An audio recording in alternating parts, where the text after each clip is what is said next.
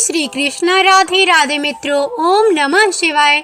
आज का यह पावन सोमवार शिव भक्तों के लिए अत्यंत मंगलमय है। जिस प्रकार गंगा जल की एक बूंद भी शिवलिंग पर अर्पित होते ही पवित्र हो जाती है, उसी प्रकार आज की यह कथा भी हमारे मन और जीवन को पवित्र कर देगी। तो आइए श्रद्धा के साथ शिव का नाम स्मरण करते हुए इस दिव्य कथा का आरंभ करें। जय श्री गणेश। प्राचीन समय में एक नगर में एक धनवान साहूकार रहता था, जिसके घर में किसी भी प्रकार की कोई कमी नहीं थी, लेकिन उसका कोई पुत्र नहीं था, जिस कारण वह काफी दुखी रहता था। उसे दिन रात यही चिंता सताती रहती थी। ऐसे में वह पुत्र पाने की कामना के लिए हर सोमवार भगवान शिव जी का व्रत और पूजन किया करता था। शाम के समय शिव मंदिर में जाकर वह भगवान शिव जी के सामने दीपक जलाता था।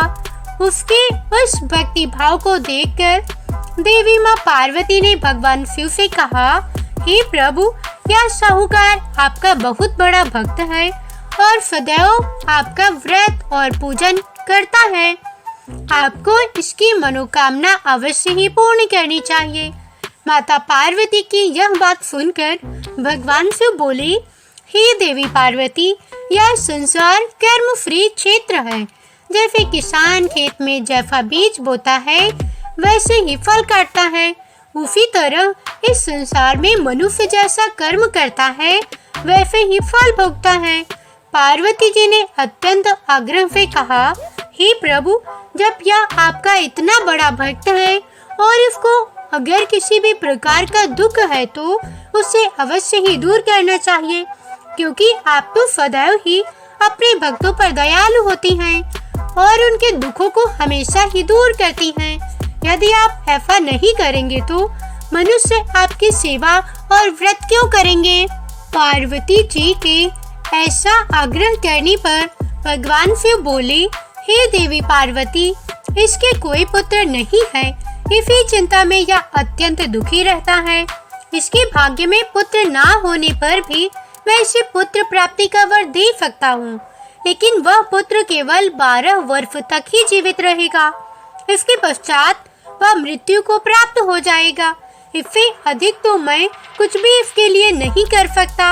हे प्रिय भक्तों, यह बातें साहूकार सुन रहा था। इससे उसको ना तो प्रसन्नता हुई और ना ही कुछ दुख ही हुआ। वह पहले की तरह ही भगवान शिव का व्रत और पूजन करता और खुशी से रहता। कुछ समय व्यतीत हो जाने पर साहूकार की पत्नी गर्भवती हुई और 10वें महीने में उसे अति सुंदर पुत्र की प्राप्ति हुई।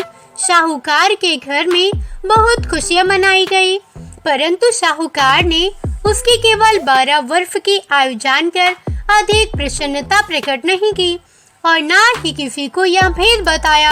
जब वह बालक 11 वर्ष का हो गया तो उस बालक की माता ने उसके पिता से विवाह आदि के लिए आग्रह किया, तो वह साहूकार कहने लगा कि अभी मैं इसका विवाह नहीं करा सकता, अपने पुत्र को काशी पढ़ने के लिए भेजूंगा। फिर साहूकार ने बालक की मामा को बुलाकर उसको बहुत सा धन दिया और कहा कि तुम इस बालक को काफी जी पढ़ने के लिए ले जाओ और रास्ते में जिस स्थान पर भी जाओ यज्ञ और ब्राह्मणों को भोजन अवश्य कराते जाना।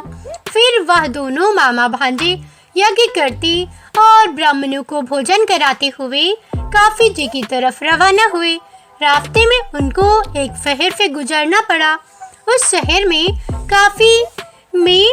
काशी से पहले एक राजा की कन्या का विवाह था और दूसरे राजा का लड़का जो विवाह करने बारात लेकर आया था वह एक आंख से काना था। उसके पिता को इस बात की बड़ी चिंता हो रही थी कि कहीं वर को देखकर कन्या के माता पिता विवाह में किसी प्रकार की अड़चन पैदा न कर दे। इस प्रकार जब उसने अति सुंदर फेट के लड़के को देखा तो उसके मन में विचार आया कि क्यों न दरवाजे के समय इस लड़के से वर का काम चलाया जाए। ऐसा विचार करके वर के पिता ने उस लड़के और उसके मामा से बात की तो वे राजी हो गए। फिर उस लड़के को वर के कपड़े पहनाकर और घोड़ी पर चढ़ाकर दरवाजे पर ले गए और सब कार्य प्रसन्नता से पूर्ण हो गया। फिर वर के पिता ने सोचा कि यदि विवाह कार्य भी इसी लड़के के द्वारा करा लिया जाए तो क्या बुराई है। ऐसा सोचकर उसने लड़के और उसके मामा से कहा कि यदि आप पैरों और कन्यादान के काम को भी करा दे तो आपकी बड़ी कृपा होगी और मैं इसके बदले में आपको बहुत सारा धन दूंगा। तो उन्होंने स्वीकार कर लिया और विवाह कार्य भी बहुत ही अच्छी तरह से संपन्न हो गया। परंतु जिस समय लड़का जाने लगा तो उसने राजकुमारी की चुनरी के पल्ले पर लिख दिया कि तेरा विवाह तो मेरे साथ हुआ है, परंतु जिस राजकुमार के साथ तुमको भेजेंगे वह एक आंख से काना है। और काफी जी, मैं पढ़ने जा रहा हूँ। लड़के के जाने के बाद उस राजकुमारी ने जब अपनी चुनरी पर लिखा हुआ पढ़ा तो उसने राजकुमार के साथ जाने से मना कर दिया और कहा कि यह मेरा पति नहीं है, मेरा विवाह इसके साथ नहीं हुआ है, वह तो काफी जी पढ़ने गया है। राजकुमारी के माता पिता ने अपनी कन्या को विदा नहीं किया और बारात वापस चली गई। उधर सेठ का लड़का और मामा काफी जी पहुंच गए थे। वहां जाकर लड़के ने पढ़ना शुरू कर दिया। जब लड़के की आयु 12 वर्ष की हो गई, उस दिन उन्होंने यज्ञ रचा था कि लड़के ने अपने मामा से कहा, हे मामा जी, आज मेरी तबीयत कुछ ठीक नहीं लग रही। मामा ने कहा कि तुम अंदर जाकर सो जाओ और आराम करो। लड़का अंदर जाकर सो गया और थोड़ी देर के बाद उसके प्राण निकल गए। जब उसके मामा ने आकर देखा तो वह मुर्दा पड़ा हुआ है, तो उसको बड़ा दुख हुआ और उसने सोचा कि अगर मैं अभी रोटना पीटना मचा दूंगा तो यज्ञ का कार्य अधूरा रह जाएगा, जो कि सही नहीं होगा। इसीलिए उसने जल्दी से यज्ञ का कार्य समाप्त किया और ब्राह्मणों के जाने के बाद रोना पीटना शुरू कर दिया। संयोगवश उसी समय शिव पार्वती जी उधर से जा रहे थे।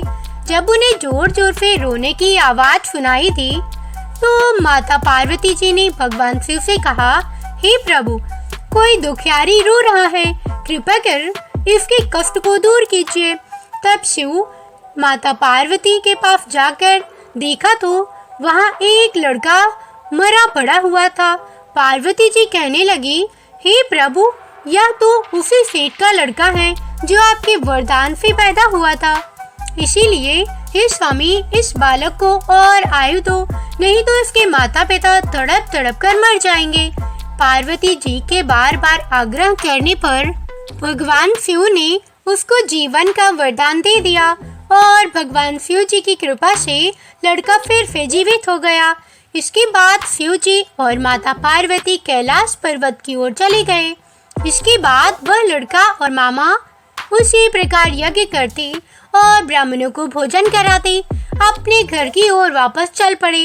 रास्ते में उसी शहर में आए जहां उसका विवाह हुआ था। वहां पर आकर उन्होंने यज्ञ आरंभ कर दिया तो उस लड़के के ससुर ने उसको पहचान लिया और अपने महल में ले जाकर उसकी बड़ी खातिरदारी की और साथ ही बहुत सी दास दासियों सहित आदर पूर्वक लड़की और जमाई को भी विदा किया। जब वह अपने शहर के निकट आए तो मामा ने कहा कि पहले मैं तुम्हारे घर जाकर खबर कराता हूँ। जब उस लड़के का मामा घर पहुँचा तो लड़के के माता पिता घर की छत पर बैठे हुए थे और यह प्रण कर रखा था कि यदि हमारा पुत्र सकुशल वापस लौट आया तो हम राजी खुशी नीचे आ जाएंगे, नहीं तो छत से गिरकर अपने प्राण त्याग देंगे। इतने में उस लड़के के मामा ने आकर यह समाचार दिया कि आपका पुत्र वापस आ गया है, तो उनको विश्वास नहीं हुआ। तब उसके मामा ने शपथ पूर्वक कहा कि आपका पुत्र अपनी पत्नी के साथ बहुत सारा धन लेकर आया है। तो सेठ ने आनंद के साथ उसका स्वागत किया और बड़ी प्रसन्नता के साथ रहने लगे। हे प्रिय भक्तों, ऐसा माना जाता है कि इसी प्रकार से जो कोई भी मनुष्य सोमवार के व्रत को धारण करता है अथवा इस कथा को पढ़ता या सुनता है, भगवान भोलेनाथ और माता पार्वती उसके सभी दुखों को दूर करके उसकी समस्त मनोकामनाओं को पूर्ण करते हैं। अब सभी भक्तजन प्रेम से एक बार बोलिए, शिव शिवा की जय, हर हर महादेव। हे प्रिय भक्तों, अब बड़ी ही श्रद्धा और भक्ति भाव से आइए सुनते हैं सोमवार व्रत की दूसरी कथा। एक बार भगवान भोलेनाथ और माता पार्वती जी मृत्यु लोक में घूमने की इच्छा से मृत्यु लोक में आए। यहाँ माता पार्वती व भगवान शंकर जी मृत्यु लोक में घूमते घूमते विदर्भ देशांतर्गत अमरावती नामक नगरी में जा पहुँचे, जो कि बहुत ही सुंदर थी। यहाँ उन्होंने देखा कि अमरावती नगरी अमरपुरी के द्रव्य सभी प्रकार के सुखों से परिपूर्ण थी। उस नगरी में राजा द्वारा बनवाया हुआ बहुत सुंदर भगवान भोलेनाथ जी का मंदिर भी था। उस मंदिर में भगवान भोलेनाथ जी और माता पार्वती निवास करने लगे। एक दिन माता पार्वती जी ने भगवान शिव से कहा, हे प्रभु, आज तो हम और आप दोनों चौफर पासा खेलेंगे। शंकर जी ने माता पार्वती जी की बात मान ली और चौफर खेलने लगे। उसी समय मंदिर का पुजारी ब्राह्मण मंदिर में पूजा करने के लिए आया हुआ था।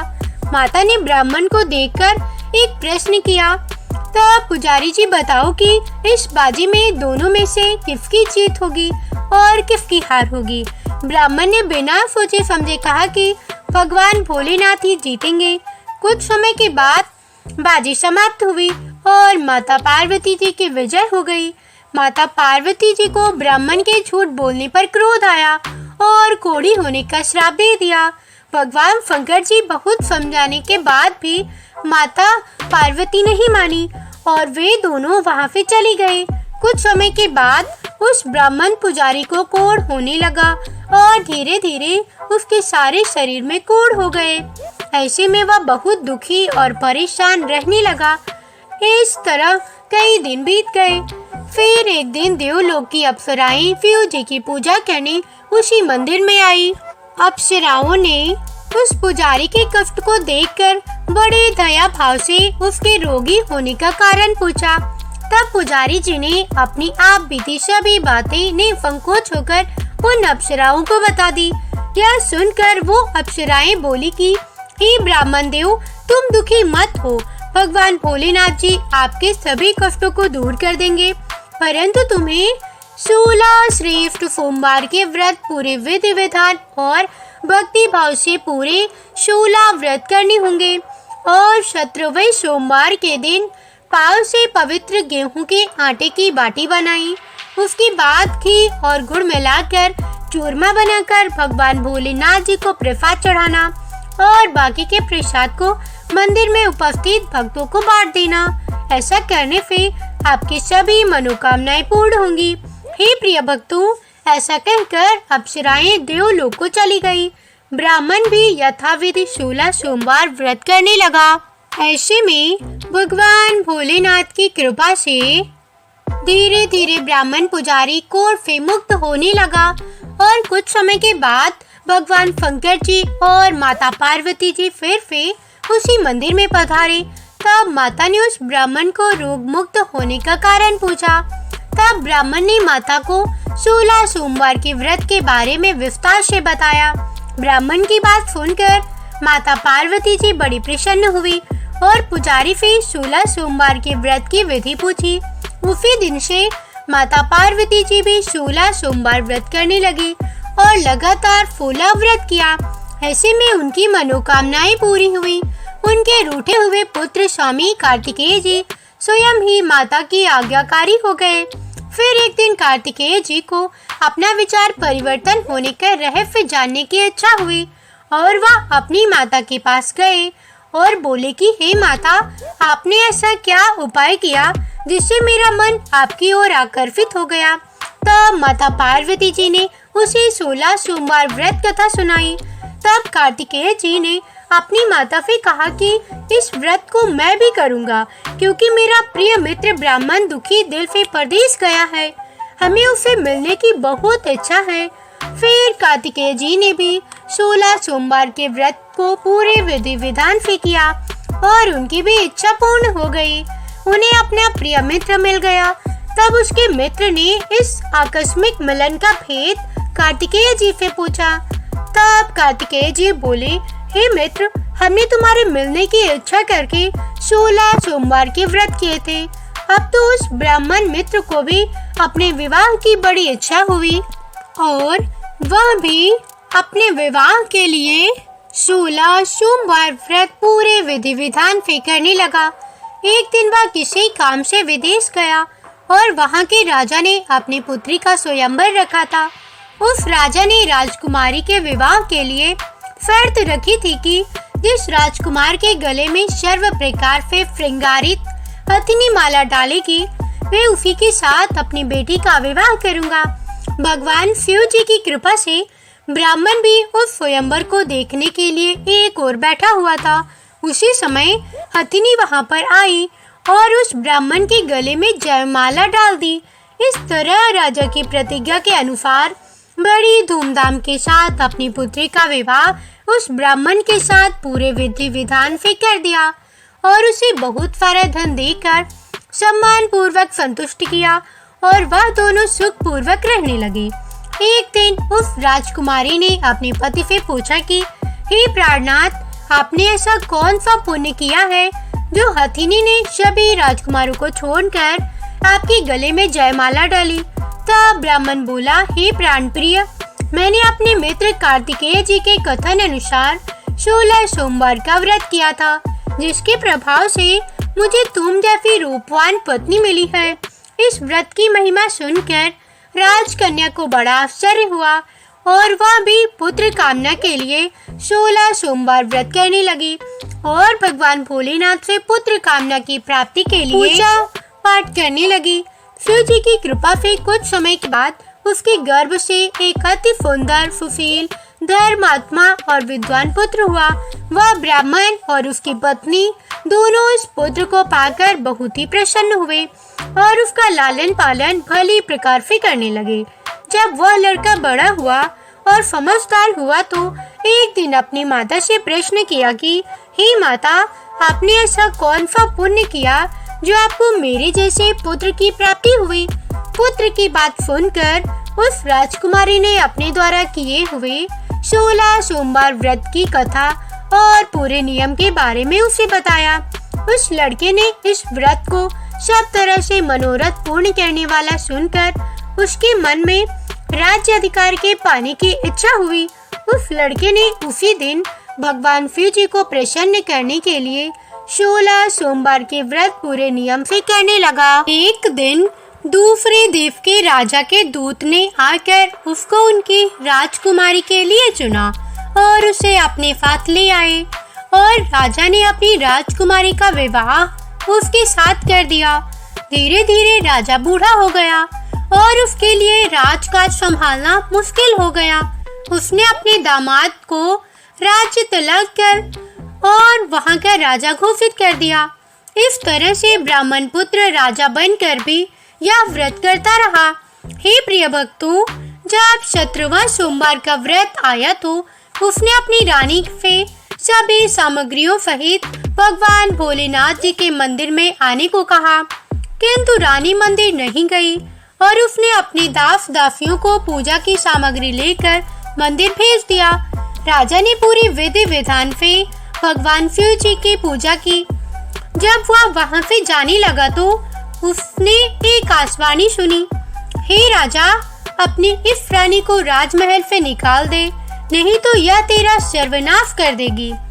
इस वाणी को सुनकर राजा आश्चर्य में पड़ गया और उसने तुरंत मंत्रियों की एक बैठक बुलवाई और आपबीती उन्हें सुनाई। मंत्री आदि सभी बड़े विस्मय और दुख में डूब गए, क्योंकि जिस कन्या के साथ उसे राज्य मिला है, राजा उसी को राज्य से निकालने का जाल रच रहा है। यह कैसे हो सकेगा? अंत में राजा ने अपनी रानी को राजमहल से निकाल दिया। रानी दुखी हृदय से अपने भाग्य को कोसती हुई अपने राज्य से बाहर चली गई। बिना चप्पलों के और फटे वस्त्र पहने भूखी प्यासी धीरे धीरे चलकर एक नगर में जा पहुंची। उस नगर में एक बुढ़िया रोज फूट काट कर बेचती थी। रानी की करुण दशा को देखकर बुढ़िया बोली कि तू मेरी साथ चल, मेरा फूट बिकवा दे, मैं तो बूढ़ी हो गई हूँ भाव नहीं जानती हूँ। यह सुनकर रानी बुढ़िया के सिर से सूत की गठरी उतार कर अपने सिर पर रख लेती है। अचानक से आंधी आई और बुढ़िया के सभी सूत हवा में उड़ गए। बेचारी बुढ़िया बहुत पछताई और रानी से कहने लगी कि दूर रहना मुझसे। अब रानी एक तेले के घर गई और काम मांगने लगी कि अचानक से उस तेली के सभी मटके शिव जी के प्रकोप से चटक गए। ऐसी दशा देखकर उस तेली ने रानी को अपने घर से निकाल दिया। इस प्रकार रानी अत्यंत दुखी होती हुई एक नदी के तट पर गई तो देखा कि नदी अचानक सूख गई। उसके बाद रानी एक वन में गई। वहां जाकर उसने एक सरोवर देखा और वह पानी पीने के लिए सरोवर की सीढ़ी में उतरी और पानी पीने के लिए जैसे ही अपने हाथों को आगे बढ़ाया तो देखती है कि सरोवर का सारा पानी नील कमल के सदृश जल असंख्य कीड़ों में गंदा हो गया। रानी ने अपने भाग्य को दोषारोपण करते हुए उस सरोवर का जल पीकर अपनी प्यास बुझाई। आराम करने के लिए एक पेड़ की शीतल छाया में विश्राम करने के लिए लेटी तो देखा कि उस पेड़ की सभी पत्तियां झड़ गईं। ऐसे में रानी जिस पेड़ के नीचे जाती उसी पेड़ की पत्तियां अपने आप झड़ जाती। वन, सरोवर और पेड़ों की ऐसी दशा देखकर गाय चराते हुए ग्वालों ने अपने गोसाई जी अर्थात अपने स्वामी जी से सभी बातें बता दी। गोसाई जी के आदेश के अनुसार ग्वाले रानी को पकड़कर गोसाई जी के पास ले गए। रानी की मुख, कांत और शरीर शोभा देखकर गोसाई जी जान गए कि यह कोई विधि की गति मारी कुलीन अबला है। ऐसा सोचकर गोसाई जी ने रानी से कहा कि हे पुत्री, मैं तुमको अपनी पुत्री के समान रखूंगा। तुम मेरे आश्रम में ही रहो और मैं तुम्हें किसी प्रकार का भी कष्ट नहीं होने दूंगा। गोसाई जी के ऐसे वचन सुनकर रानी को थोड़ी धीरज मिली और वह आश्रम में ही निवास करने लगी। आश्रम में रानी खाना बनाती तो उसके खाने में कीड़े पड़ जाते और जब वह पानी भर के लाती तो उसमें भी कीड़े ही हो जाते। अब तो गोसाई जी भी बहुत दुखी हो गए और रानी से बोले कि हे पुत्री, तेरे पर कौन से देवता का कोप है जिससे तेरी ऐसी दशा हुई है। गोसाई जी की बात सुनकर रानी ने कहा कि अपने पति के साथ भगवान शिव जी की पूजा करने नहीं जाने की पूरी कथा सुनाई। रानी की बात सुनकर गोसाई जी ने उसे इस कोप से मुक्त होने के लिए 16 सोमवार व्रत की कथा पूरे विधि विधान से करने को कहा। गोसाई जी की बात सुनकर वह प्रत्येक सोमवार का व्रत पूरे नियमों से करने लगी। जब रानी के पूरे 16 व्रत हो गए और जब उसने 17वें सोमवार का व्रत किया तो रोज की तरह भगवान भोलेनाथ जी की कृपा कर रही थी। तो भगवान शिव जी के प्रभाव से राजा के मन में अपनी रानी का विचार उत्पन्न हुआ और सोचा कि मेरी रानी को गए बहुत समय बीत गया है, ना जाने कहाँ कहाँ भटकती होगी, मुझे उसे ढूंढना चाहिए। हे प्रिय भक्तों, राजा ने यह सोचकर अपनी रानी की तलाश में चारों दिशाओं में अपने सैनिकों को भेज दिया। सैनिक अपनी रानी को ढूंढते हुए गोसाई जी के आश्रम में आ पहुँचे। सैनिक अपनी रानी को वहां पाकर पुजारी जी से अपनी रानी को साथ भेजने के लिए कहने लगे, किंतु गोसाई जी ने मना कर दिया और सैनिक चुपचाप लौट गए। राजा को सभी बातें बताई। तब राजा स्वयं रानी को लेने गोसाई जी के आश्रम में आए और पुजारी जी से प्रार्थना करते हुए बोली, हे महाराज, जो देवी आपके आश्रम में रहती है वह मेरी पत्नी है। शिव जी के कोप से मैंने उसका त्याग कर दिया था। अब इस पर से भगवान शिव जी का कोप शांत हो गया है, इसीलिए मैं इसे लेने के लिए आया हूँ। आपकी आज्ञा हो तो मैं इसे ले जा सकता हूँ। गोसाई जी ने राजा के वचनों को सत्य समझकर रानी को राजा के साथ जाने की आज्ञा दे दी। गोसाई जी की आज्ञा पाकर रानी अपने पति के साथ अपने राज्य के लिए चल दी। रानी के आने की खबर पाकर राज्य के निवासी अनेक प्रकार के बाजे बजाने लगे। नगर के दरवाजे पर तोरण बंधन वारों से विविध से नगर को सजाया गया। नगर में घर घर में मंगलगान होने लगे। पंडितों ने विविध मंत्रों का उच्चारण करके अपनी रानी का स्वागत किया। इस प्रकार रानी ने अपनी राजधानी में फिर से प्रवेश किया। राजा ने अपनी रानी के आने की खुशी में ब्राह्मणों को अनेक प्रकार के दान आदि देकर संतुष्ट किया। याचकों को धान्य दिया और पूरी नगरी में जगह जगह सदाव्रत खुलवाए, जहाँ भूखे और गरीबों को खाने को मिला। इस प्रकार राजा रानी भगवान भोलेनाथ जी की कृपा से सभी प्रकार के सुख भोगते हुए और 16 सोमवार का व्रत की कर्ता करते रहे। तुम्हें अनेक प्रकार के सुख भोगते हुए वे शिवपुरी को पधारे। इसी कारण कहते हैं कि जो भी मनुष्य भगवान भोलेनाथ जी की भक्ति मन वचन कर्म द्वारा 16 सोमवार के व्रत पूरे विधि विधान से करेगा, वह इस मृत्यु लोक से समस्त सुख भोग कर अंत में भगवान शिव के चरणों में शिवपुरी को प्राप्त होगा और इस व्रत के करने से सबके मनोरथ भी पूर्ण होंगे। तो सभी प्रेम से बोलिए भगवान शिव की जय। ओम नमः शिवाय। हे प्रिय भक्तों, अब आइए शिव पुराण में वर्णित पुण्यमय कथा को सुनते हैं। वाशकल नामक गांव में बिंदुक नाम का एक ब्राह्मण रहता था। वह अधर्मी दुरा आत्मा एवं महापापी था। उसकी पत्नी बहुत सुंदर थी। उसका नाम चंचुला था। वह सदा उत्तम धर्म का पालन करती थी, परंतु बिंदुक वैश्यागामी था। इस तरह कुकर्म करते हुए बहुत समय व्यतीत हो गया। उसकी पत्नी काम से पीड़ित होने पर भी स्वधर्म नाश के भय से क्लेश कर भी काफी समय तक धर्म भ्रष्ट नहीं हुई, परंतु आगे चलकर वह भी अपने दुराचारी पति के आचरण से प्रभावित होकर दुराचारिणी और अपने धर्म से विमुख हो गई। इस तरह दुराचार में डूबे हुए उन पति पत्नी का बहुत सा समय व्यर्थ बीत गया।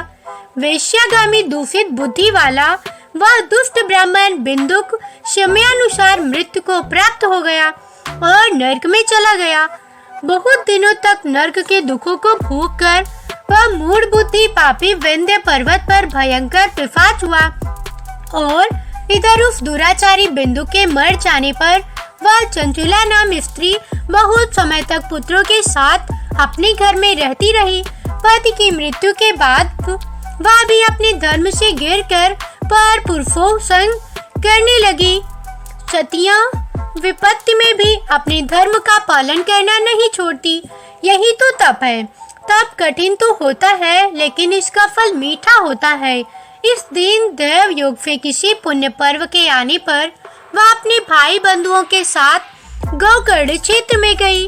उसने तीर्थ के जल में स्नान किया एवं बंधुजनों के साथ यहाँ वहाँ घूमने लगी।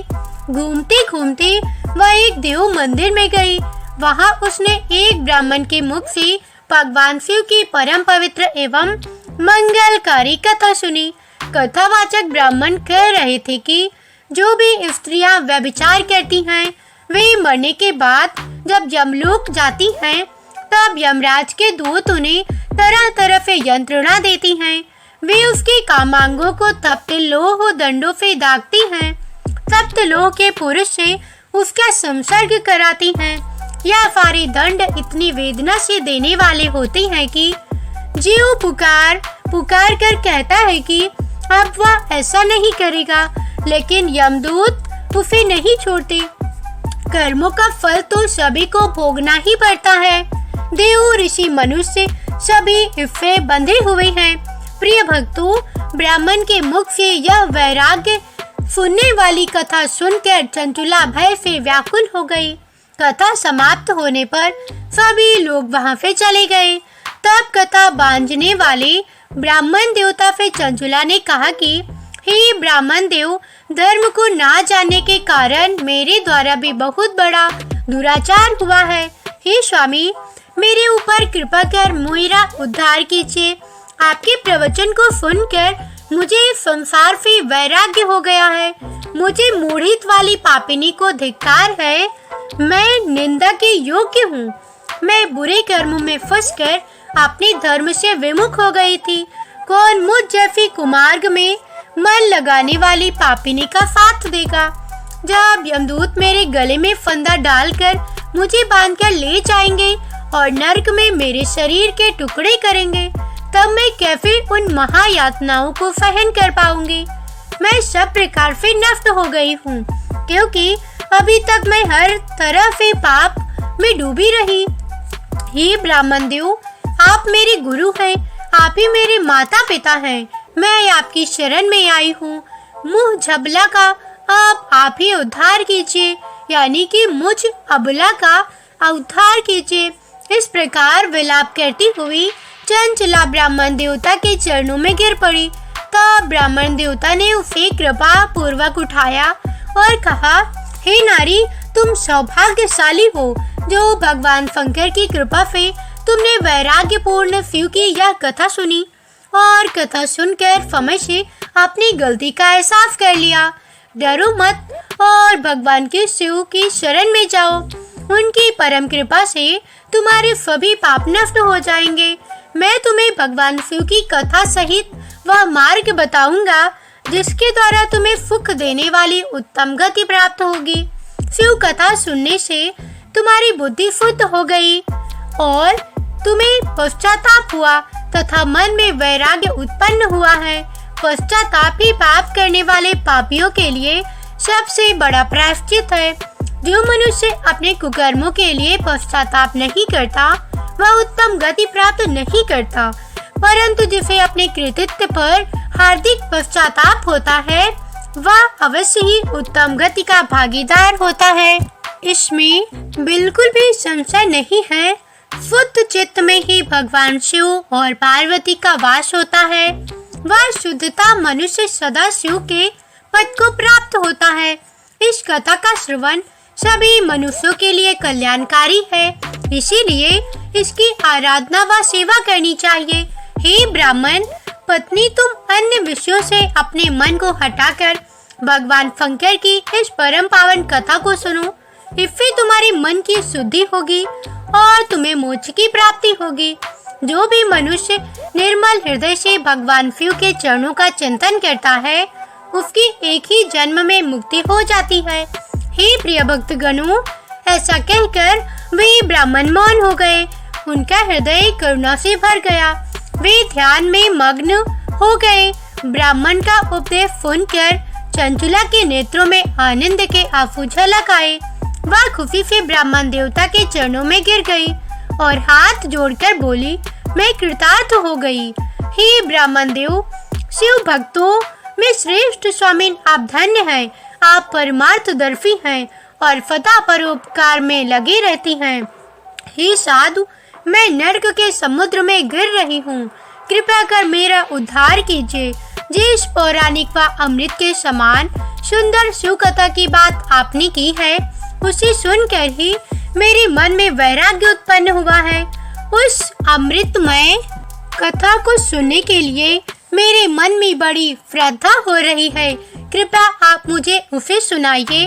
हे प्रिय भक्तों, कथा सुनने की इच्छा मन में लिए हुए चंचला उन ब्राह्मण देवता की सेवा में बनी रही। उस कोकर्ण नामक महाक्षेत्र में उन ब्राह्मण देवता के मुख से चंचला शिव की भक्ति, ज्ञान और वैराग्य बढ़ाने वाली और मुक्ति देने वाली परम उत्तम कथा सुनकर कृतार्थ हो गई। उसका मन शुद्ध हो गया। वह अपने हृदय में शिव के सगुण रूप का चिंतन करने लगी। वह सदैव शिव के सच्चिदानंदमय स्वरूप का स्मरण करती थी। उसके बाद अपना समय पूर्ण होने पर चंचला ने बिना किसी कष्ट के अपना शरीर त्याग दिया। उसे लेने के लिए एक दिव्य विमान वहां आ पहुंचा। यह विमान शोभायमान साधनों से सजा हुआ था एवं शिव गणों से सुशोभित था। चंचला दिव्यांगना होकर विमान से शिवपुरी पहुंची। उसके सारे पाप धुल गए थे। वहां उसने सनातन देवता त्रिनेत्रधारी महादेव शिव को देखा। सभी देवता उनकी सेवा में भक्ति भाव से उपस्थित थे। उनकी अंक कांत करोड़ों सूर्यों के समान प्रकाशित हो रही थी। 5 मुख और हर मुख में 3-3 नेत्र थे। मस्तक पर अर्धचंद्राकार मुकुट शोभायमान हो रहा था। कंठ में नील चिन्ह था। उनके साथ में देवी गौरी विराजमान थी, जो विद्युत पुंज के समान प्रकाशित हो रही थी। महादेव जी के कांति कपूर के समान गौर थी। उनके शरीर पर श्वेत वस्त्र थे तथा शरीर श्वेत भस्म से युक्त था। इस प्रकार भगवान शिव के परम उज्जवल रूप के दर्शन करके चंचुला बहुत प्रसन्न हुई। उसने भगवान शिव को बारंबार प्रणाम किया और हाथ जोड़कर प्रेम, आनंद और संतोष से युक्त होकर विनीत भाव से खड़ी हो गई। उसके नेत्रों से आनंद अश्रुओं की धारा बहने लगी। भगवान शंकर व भगवती गौरी उमा ने करुणा के साथ सौम्य दृष्टि से देखकर चंचुला को अपने पास बुलाया। गौरी उमा ने उसे प्रेम पूर्वक अपनी सखी बना लिया। चंचुला सुख पूर्वक भगवान शिव के धाम में उमा देवी की सखी के रूप में निवास करने लगी। हे प्रिय भक्तों, एक दिन चंचुला आनंद मग्न उमा देवी के पास गई और दोनों हाथ जोड़कर उनकी स्तुति की। तब शंकर प्रिया भक्त वत्सला उमा देवी ने बड़े प्रेम से चंचुला से कहा, हे सखी चंचुला, मैं तुम्हारी स्तुति से प्रसन्न हूँ। बोलो क्या वर मांगती हो? चंचुला बोली, हे गिरिराज कुमारी, मेरे पति बंदुक इस समय कहाँ हैं? उनकी कैसी गति हुई है, मुझे बताइए और कुछ ऐसा उपाय कीजिए ताकि हम फिर से मिल सके। फिर गिरजा बोली, हे पुत्री, तुम्हारा पति बिंदुक बड़ा पापी था। उसका अंत भयानक हुआ। वैश्य का उपभोग करने के कारण वह मूर्ख नरक में अनेक वर्षों तक अनेक प्रकार के दुख भोग कर अब शेष पाप को भोगने के लिए विंध्य पर्वत पर पिशाच की योनि में रह रहा है। वह दुष्ट वही वायु पीकर रहता है और सब प्रकार के कष्ट सहता है। गौरी देवी की यह बात सुनकर चंचुला अत्यंत दुखी हो गई। फिर मन को किसी तरह स्थिर करती हुई दुखी हृदय से माँ गौरी से उसने एक बार फिर पूछा, हे महादेवी, मुझ पर कृपा कीजिए और मेरे पापी पति का उद्धार कीजिए। कृपया करके मुझे वह उपाय बताइए जिससे मेरे पति को उत्तम गति प्राप्त हो सके। गौरी देवी ने कहा, यदि तुम्हारा पति बिंदुक भगवान शिव की पुण्यमय उत्तम कथा सुनी तो वह इस दुर्गति को पार करके उत्तम गति का भागी हो सकता है। अमृत के समान मधुर गौरी देवी का यह वचन सुन चंचुला ने दोनों हाथ जोड़कर मस्तक झुकाकर उन्हें बारंबार प्रणाम किया तथा प्रार्थना की, मेरे पति को शिव की वह पुण्यमयी कथा सुनाने की व्यवस्था कीजिए। ब्राह्मण पत्नी चंचुला के बार बार प्रार्थना करने पर शिवप्रिया गौरी देवी ने भगवान की महिमा का गान करने वाले गंधर्वराज तुम को बुलाकर कहा, हे भगवान, शिव में प्रीति है। तुम मेरे मन की सभी बातें जानकर मेरे कार्यों को सिद्ध करते हो। तुम मेरी सखी के साथ विंध्या पर्वत पर जाओ। वहाँ एक महाघोर और भयंकर पिशाच रहता है। पूर्व जन्म में वह पिशाच बिंदुक नामक ब्राह्मण मेरे इसी सखी चंचुला का पति था। वह वैश्यागामी हो गया था। उसने स्नान संध्या आदि नित्य को छोड़ दिए थे। क्रोध के कारण उसकी बुद्धि भ्रष्ट हो गई थी। दुर्जनों से उसकी मित्रता तथा सज्जनों से द्वेष बढ़ गया था। वह अस्त्र शस्त्र से हिंसा करता, लोगों को सताता और उनके घरों में आग लगा देता था। पत्नी को त्याग कर दुष्ट लोगों से दोस्ती करके उन्हीं के संपर्क में रहता था। वह मृत्यु तक दुराचार में फंसा रहा। मृत्यु के बाद उसे पापियों के भोग स्थान यमपुरी ले जाया गया।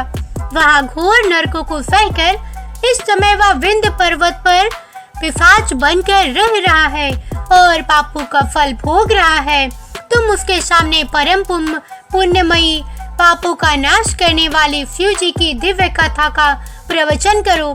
इस कथा को सुनने से उसका हृदय सभी पापों से मुक्त होकर शुद्ध हो जाएगा और वह प्रेत योनि से मुक्त हो जाएगा। दुर्गति से मुक्त होने पर उस बिंदुक नामक पिशाच को विमान में बैठाकर तुम भगवान शिव के पास ले आना। हे प्रिय भक्तों, माँ उमा का आदेश पाकर गंधर्वराज तुम प्रसन्न पूर्वक अपने भाग्य की सराहना करते हुए चंचुला को साथ लेकर विमान से पिशाच के निवास स्थान विंध्य पर्वत पर गया।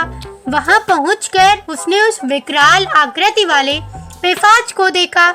उसका शरीर विशाल था, उसकी थोड़ी बड़ी थी। वह कभी हंसता तो कभी रोता, कभी उछलता था। महाबली, तुमने बिंदुक नामक पिशाच को पासों से बांध लिया। उसके बाद तुमने शिव की कथा बांधने के लिए स्थान तलाश किया, यानी कि कथा का मंडप बनाने के लिए स्थान बनाया और रचना की। और शीघ्र ही इस बात का पता लोगों को चल गया कि एक पिशाच के उद्धार हेतु देवी पार्वती की आज्ञा से तुम बोरोशिव की अमृत कथा सुनाने विंध्य पर्वत पर आया है। उस कथा को सुनने के लोभ से बहुत से देव ऋषि वहां पर आ गए। सभी को आदर पूर्वक स्थान दिया गया। पिशाच बिंदु को पासों में बांधकर आसन पर बैठाया गया और तब तंबूरों ने परम उत्तम शिव पुराण की अमृत कथा का गान शुरू किया, जिससे सभी श्रोता कृतार्थ हो गए। इस पुण्यमयी कथा को सुनकर पिशाच सभी पापों से मुक्त हो गया और उसने पिशाच शरीर का त्याग कर दिया और शीघ्र ही उसका रूप दिव्य हो गया। उसका शरीर गौर वर्ण का हो गया। शरीर पर श्वेत वस्त्र एवं पुरुषों के आभूषण आ गए। इस प्रकार दिव्य देहधारी होकर बिंदुक अपनी पत्नी चंचला के साथ स्वयं भी भगवान शिव का गुणगान करने लगा। उसे इस दिव्य रूप में देखकर सभी को बहुत आश्चर्य हुआ। उसका मन परम आनंद से परिपूर्ण हो गया। सभी भगवान महेश्वर के अद्भुत चरित्र को सुनकर कृतार्थ होकर उनका यशोगान करते हुए अपने अपने धाम को चले गए।